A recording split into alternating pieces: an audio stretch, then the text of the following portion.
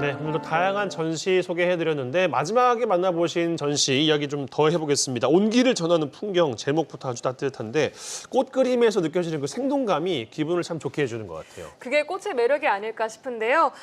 평생을 꽃 그림에만 집중을 해온 작가님이 이번 전시의 주인공입니다. 네. 김경화 화가와 함께 오늘 그림 이야기 또 인생 이야기 해보겠습니다. 작가님 어서 오세요. 어서 오십시오. 네, 안녕하세요. 네, 소개 좀 부탁드리겠습니다. 네, 저는 강양 인서리에서 개막전을 하고 있는 김경화입니다. 네, 반갑습니다.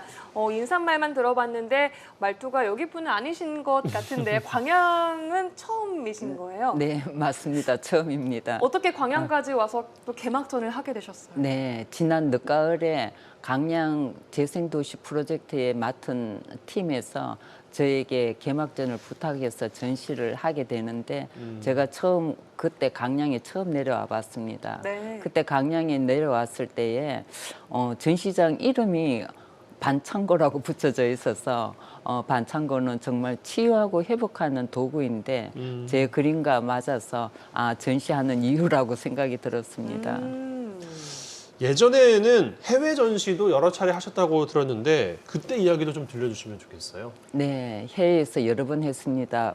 불란서, 미국, 일본 등지에서 했었는데 지금 특별히 기억에 남는 것은 불란서에서 초대전과 피악이라는 예술 아트페어인데 3대 아트페어 중에 하나예요. 그 아트페어에서 벨지움 화랑과 2인전을 했었는데 네. 그 전시를 통해서 마티스 미술관장님을 만나서 평론을 해주시고 저에게 좋은 말씀을 해주신 게 저에게는 의미로 남아 있습니다. 네, 그렇군요.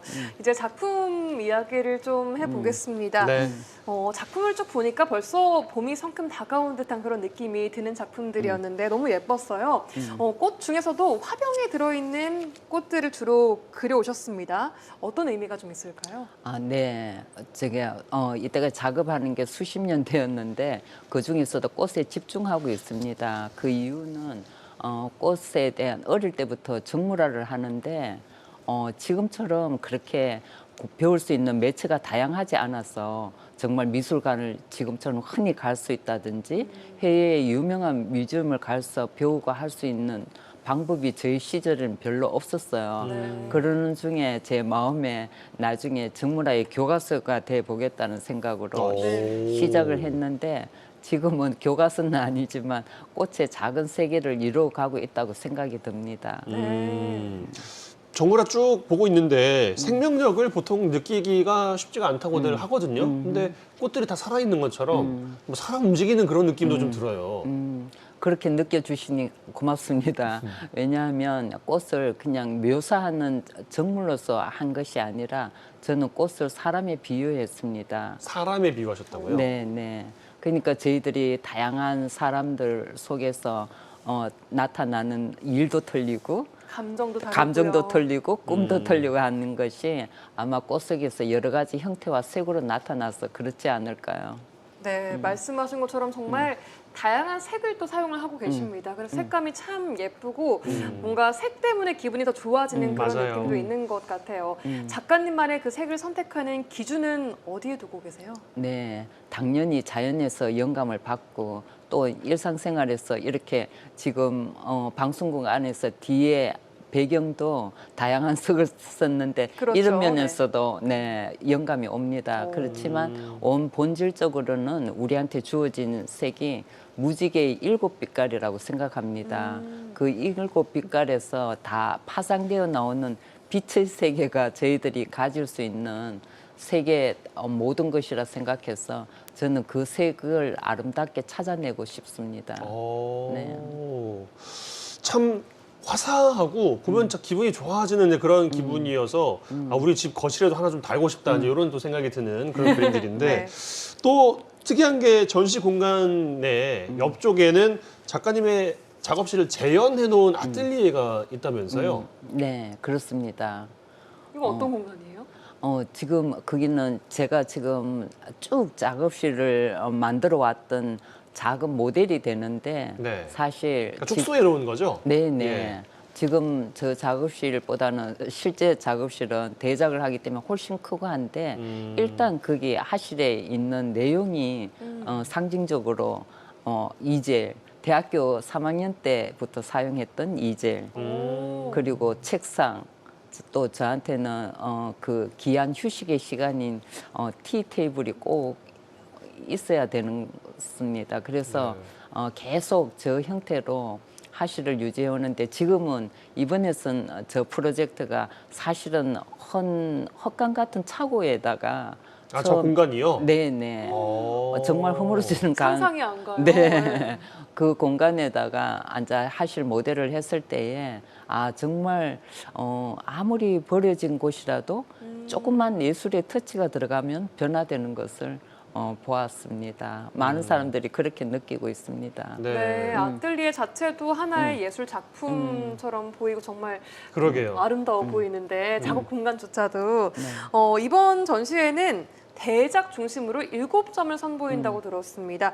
감상 포인트를 좀 주시자면요. 네. 우선 들어가면 색이 압도할 것 같습니다. 그럴 것 같아요. 네. 작품 크기도 보통 전시하고는 다르게 다 대작이라서 좀 특별한 전시를 보실 수 있을 텐데 저는 우선은 느낌을 받으면서 그림 하나하나에 있는 제목을 보시라고 권하고 싶습니다. 그 제목을 보면은 아마 본인들의 경험과 꿈과 같이 조화를 이뤄서 다른 느낌의 또 작품으로 다가갈 것 같습니다. 이 작품의 경우는 네. 세 개를 합쳐놓은 것 네, 같은데 네. 가로가 굉장히 길거든요. 네, 네. 그 길이가 얼마나 될까요? 가로 한 길이가? 5m가 넘을 것 같습니다. 와, 네. 정말 큰 대작이네요. 와. 이 작품 네. 제목은 뭐예요? 하는 불빛 속의 추억으로. 네. 그래요. 어떤 의도로 그리신 거예요? 네. 왜 그러냐면은 저건 아마 늦가을에 제가 작업했는데 네. 그때는 조금 어려운 일을 겪고 난 뒤에 1년을 보내면서 감사하는 마음이 들었습니다. 그럼에도 불구하고 우리들에게는 너무 감사할 요소가 많은 게 인생이죠.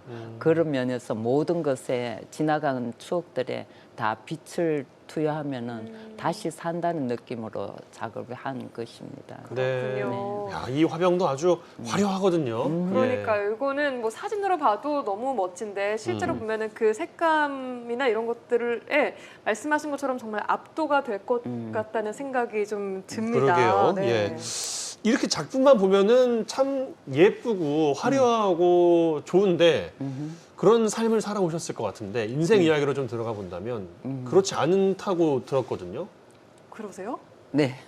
꽃길만 쭉 걸어 오셨을 것 같은데. 네. 맞아요. 사실은 오늘 이 방송국으로 올라오다 보니까 메카세카이어 나무가 너무 아름답게 쭉쭉 뻗어 있더라고요. 그래 인생을 나무에 비교하면 저의 나무는 그렇게 쭉 뻗은 나무는 아닌 것 같은데 그래도 어릴 때부터 하가의 길과 또 결혼해서 신앙을 가지고 난 뒤엔 신앙의 길 두 가지를 저는 잡고서는 그 하가라는 것과 정말 믿음 안에서 작업하게 되면서 단순하고 평온한 삶을 사실은 살았습니다. 이 주변에 좋은 사람들이 많이 있어서 늘 훈훈했는데 그래도 우리 인생에서는 운명처럼 닥쳐지는 불행이 있죠.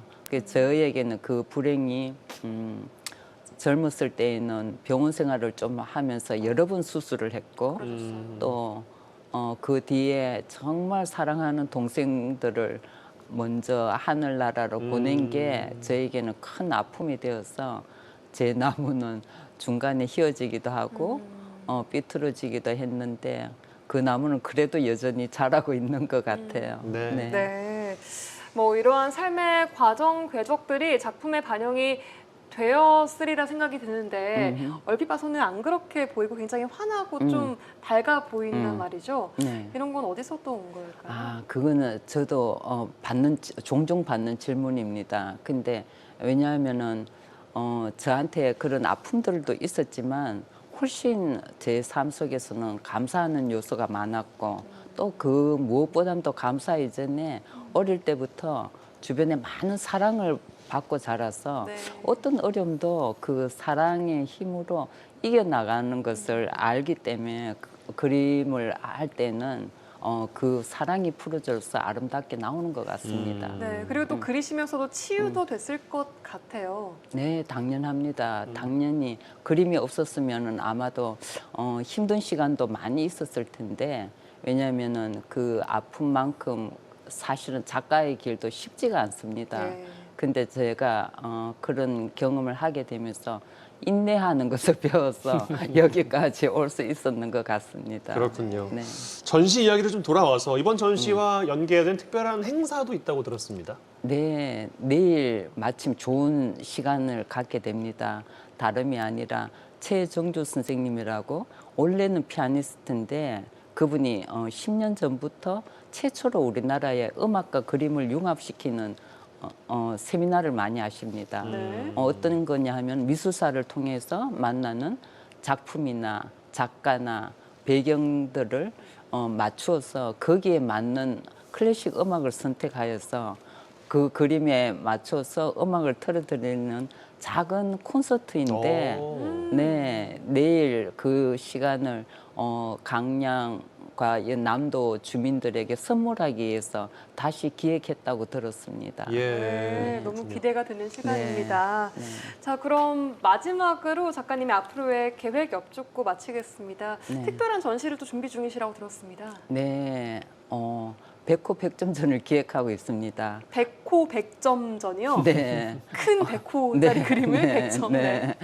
그렇다 보니까 아직까지 그런 전시를 한 적이 없어서 그런지 장소를 아직 구하지는 못하고 있는데 네. 왜 제가 백호 백점전을 했냐 하면은 사실 우리나라 유화 역사가 짧습니다.